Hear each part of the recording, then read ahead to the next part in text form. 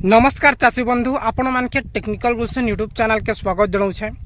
चाषी बंधु देखुन आज वीडियो में जानमा रबी फसल धान मंडी पंजीकरण आपण माने जदी करिछन बेले टोकन के अपेक्षा करूछन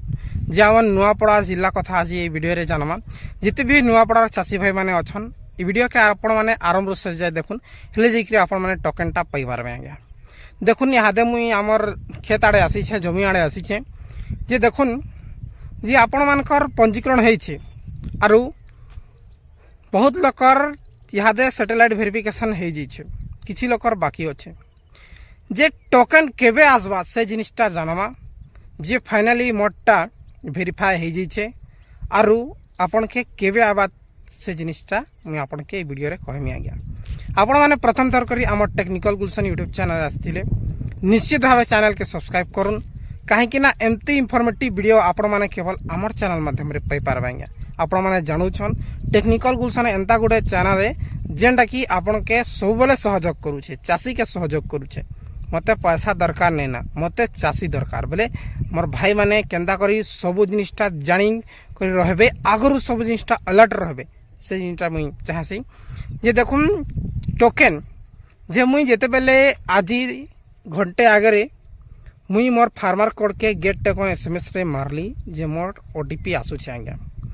जे आपण माने बुझिनोन जे मुई खरीफ सीजन रे मध्य कहिथिनी जे आपनकर जदी ओटीपी आसुछे पहले निश्चित भावे आपनकर वेरीफाई हो जाए विदिन 24 घंटा बेले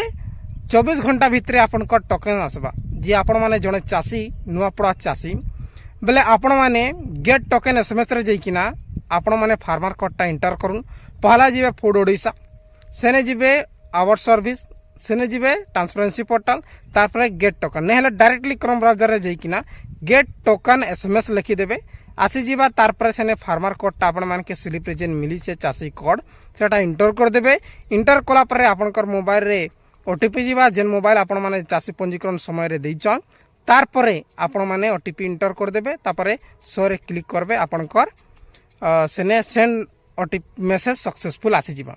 तारपरे आपनकर किसी समय पर एसएमएस आसी पारे नहीं भी आसले आपण माने जेन रखबे 24 घंटा भितरे आपनकर निश्चित भावे टोकनटा आसी जीवा बोली करी। जे फाइनली दर्शक बंधु आमन नुआपड़ा जिल्लार किछि चाषी भाई मानकर टोकनटा जनरेट हो जाइए खाली एसएमएस आसबाटा बाकी अच्छे। आपन के जदि विश्वास नहीं लागबार जे आपन के छोटिया वीडियो क्लिपटा दे देउछे जेनटा कि मोर निजर फार्मर आईडी रे मुई चेक कली आरु जेते बेले मुई प्रत्येक वर्ष से प्रोसीजर रे चेक करूछे जे 24 घंटा परे ही मेसेज आसुछे मुई प्रत्येक दिन चेक करसी गुटे थर जे आज जेते बेले मुई चेक कली 8 बजे आड़े जे निश्चित भावे मोटा जनरेट हो जाइए और ओटीपी आसुछे और आसंता काली आज राति किंबा आसंता काली सकालू भितरे मोर मेसेजटा आसबा। और जेते भी चाषी भाई मान छे आपण मानके जणाई देउछे जे आम नुआपड़ा धान मंडी जेनटा कि आमर खड़ियार रोड धान मंडी 20 तारिख रु उद्घाटन हेबा आरु आसंता एही मे मासर 25 तारिख रे धान किणा आरंभ होगा। प्रत्येक मंडी आम नुआपड़ा जिल्लार जिते भी मंडी अच्छे जिते भी फैक्स रजिस्ट्रेशन होइछे प्रत्येक धान मंडी आसंता 25 मे मासरे धान किणा आरंभ होगा। आज्ञा सेटा 30 भी हो पारे किंतु प्रशासन जेन डेटटा फिक्स करिसे जेनटा कि गत